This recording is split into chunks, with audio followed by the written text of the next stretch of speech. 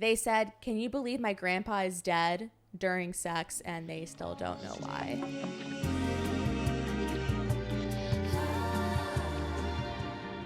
We asked the Blue Ballers to give us some spooky sex horror stories.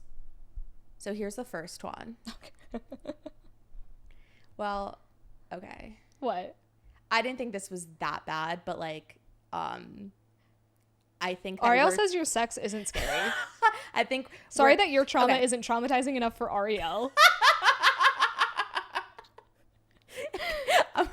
I'm gonna start. So I put up a question with the one box, that you like, and then I'm we can work our way down. I'm gonna go through the question box. So someone says, they said, "Can you believe my grandpa is dead?" during sex, and they still don't know why. That is really weird. That's odd. It really wasn't at a weird. Funeral. No. The only time I think that would be acceptable is like if you were at that man's grandfather's funeral, and then I'd be like, yeah, I do believe it actually. Can you believe my grandpa is dead? Sounds like he wasn't trying to be a seducer, but I yeah. Put that Maybe he away. died and she didn't know. All right, next one.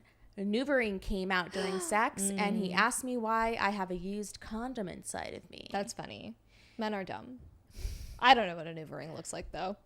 I tried anal, and I couldn't feel his baby penis. LMAO. That's rough. That's sad for him. For him. Yeah. I hope he doesn't know that. Yeah. All right. In the woods, tree emoji. Well, I was getting... Oh, I thought that was it. In the woods. Into the woods we go.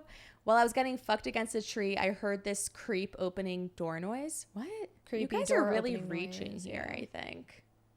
Oh, she says, there are no doors in the woods. What the fuck, so creepy? Over and over again. Maybe that was you guys fucking like on a log. Yeah, you're like, there are branches and things around you. It's nature. You're gonna hear sounds. If you're not prepared for the sounds of nature, you're not prepared to have sex in nature. That's what I say. I'm gonna stitch it on a pillow. The best nature sex I ever... It's gonna take you a while, but I'm here for it.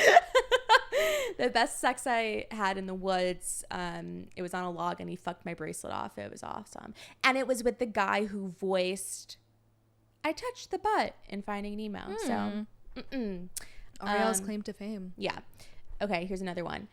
I got caught by police losing my virginity on the beach. Flashlights and helicopter spotlight. Whoa. It's very Princess Diaries. Yeah. The beach scene. My boyfriend went down on me and got a nosebleed, and blood got everywhere. Okay, who hasn't had sex during a nosebleed? I've never had a nosebleed. Okay. I had a nosebleed recently, and years ago a boy had a nosebleed. A nosebleed on me. A noise. I've never had a man bleed on me, I don't think. Bleed on me when you're not strong. Okay. I once almost puked from the effort of being on top. Had to run and sit in bathroom. I don't usually like to tell people to work out, but I think maybe you should do like at least one exercise a week. A guy told me he had an oral fixation. I said, cool. Then he tried to fist my mouth. I mean, people are into that. He should have asked you. If he has an oral fixation, it means he wants to suck on things. Yes, but I think so. he was Not trying only to do is the he reverse. aggressive, but he's wrong. He's wrong. Dump him. I hooked up with a guy. Hey, I have an anal fixation. Like, it doesn't work like that, my guy. You should be shoving things in his mouth. Yeah, your fist in his mouth. Yeah. A fist should go in the puss. Or a mouth if you actually are orally fixated. But she wasn't. He was. Yeah. I'm upset with his lies. I hooked up with a guy who turned out to be scared of blood. Started early. He gagged. She started her period. He's a vampire. Okay, and then here's the biggest story. My sex horror story was a first date with a guy from Hinge. We had gone and got drinks at a couple different places and played some pool and whatnot, and he had Ubered there, so I offered to drop him off at home on my way home.